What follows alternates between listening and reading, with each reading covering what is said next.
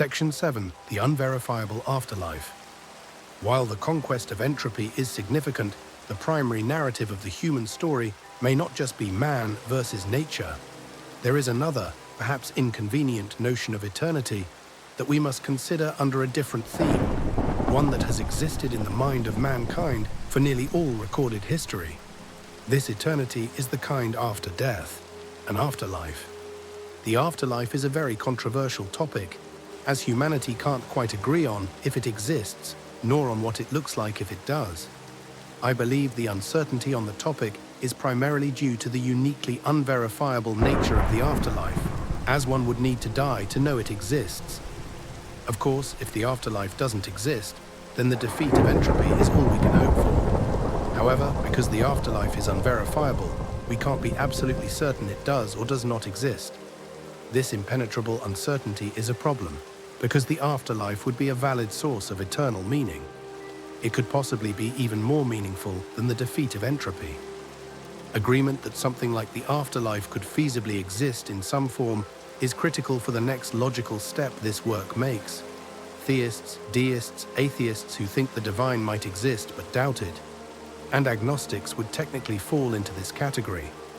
To someone who is absolutely sure the afterlife or anything like it cannot exist, then I ask you to please consider the following with a grain of salt. To preface, because of how sensitive this topic can be, I want to make it clear my objective is to be as respectful as possible and present what I believe to be a pragmatic and rational approach to the question of the afterlife's existence. I also want to clarify that I am not advocating for any particular religious conception of the afterlife. This section is purely about making the case for the epistemological idea that something like the afterlife could exist. I am not arguing for the Christian heaven or Buddhist nirvana, only the idea that something eternal could happen after you die based on how you lived, and that we must take the implications of that possibility seriously, however remote the possibility seems. To begin, I believe an obstacle for some people is that every presentation of the afterlife they've been told sounds absurd.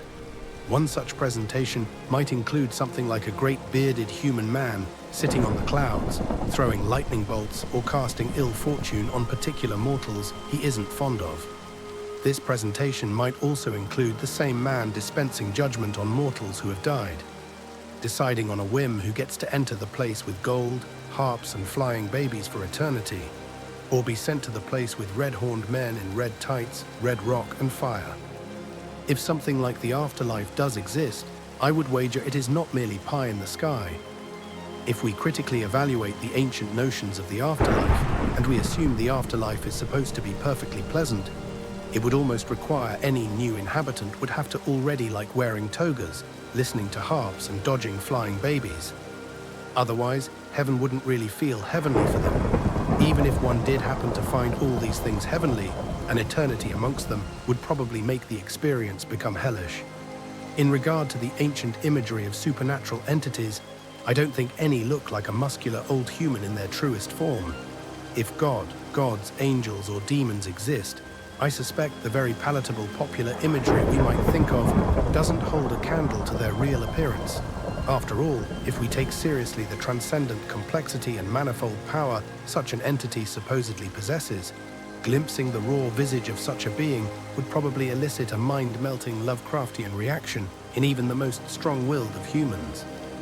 Thus, I believe that the presentation of the divine bearded man as God, or a god, is very probably the best guess of an ancient human working within the limits of their imagination.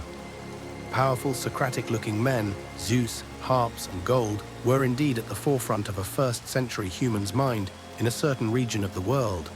So too has the 13th century Italian poet Dante's visualization of a hellish afterlife also taken deep root in the same region.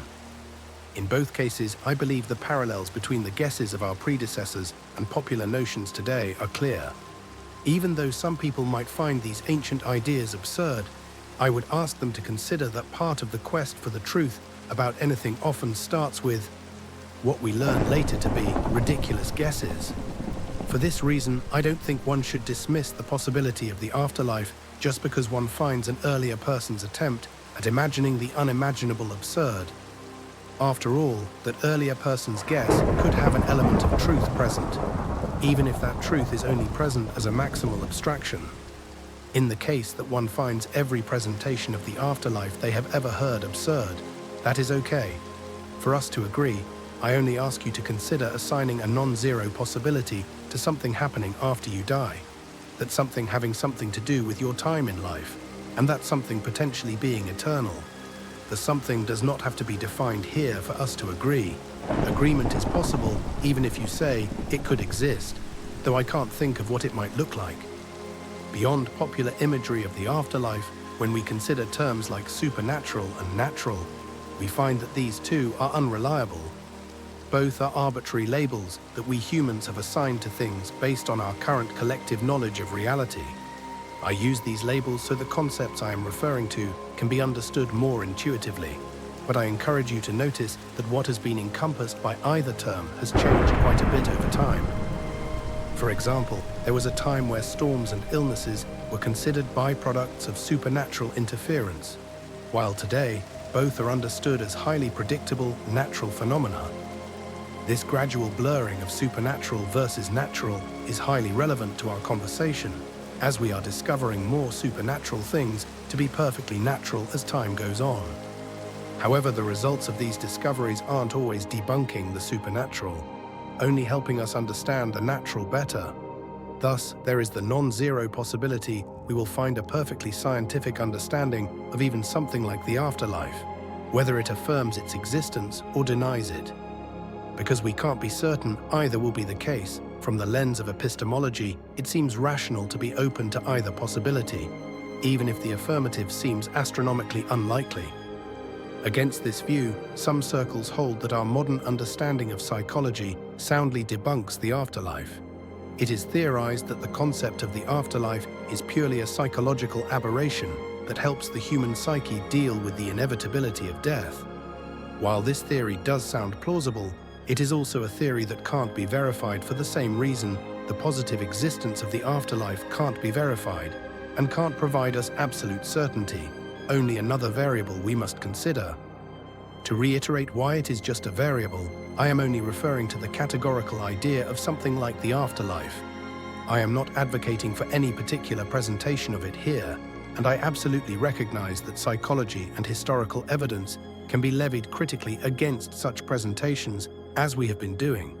To be very clear, we are not discussing belief, we are merely discussing epistemology. Since we are talking about the existence of something like the afterlife as an epistemological concept, given the lack of verifiable evidence one way or the other, it is reasonable to say there is a non-zero chance something like the afterlife exists. Even if one finds the last 2 points for this idea uncompelling, but does accept the challenge of conquering entropy, any hope of success in such an endeavor demands an optimistic belief that technology will eventually be developed in a way that far surpasses anything we could presently imagine. Ironically, assent to the possibility of such technology existing could make something like the afterlife terrifyingly plausible, an idea we will discuss in the next section.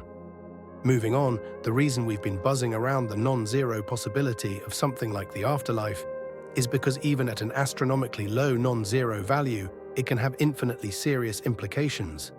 After all, probability is just our mental estimation of something. It has no bearing on the truth of the matter. Furthermore, should it exist, it is a valid eternal goal and could be infinitely meaningful. With this in mind, the question is simply too important to be left rationally unhandled. Considering the totally unknown odds and the serious potential outcomes, I believe a pragmatic approach is to apply the safe gambit.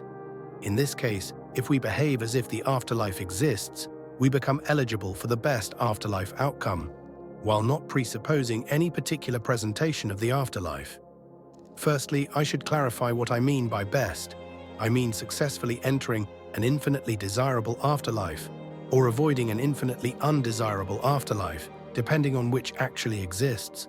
For example, if the contemporary conception of the Abrahamic heaven and hell exist, then the best and most meaningful outcome is to get into heaven.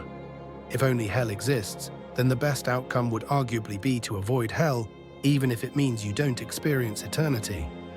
With what constitutes the best afterlife in mind, if we are wrong and the afterlife doesn't exist, then we have lost nothing of eternal importance to our meaning we didn't already lack.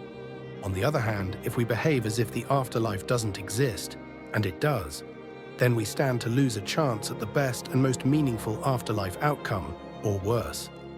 The asymmetry of the outcomes in the midst of total uncertainty suggests the practical choice is to behave as if the afterlife exists, using the same logic we used in the original safe gambit.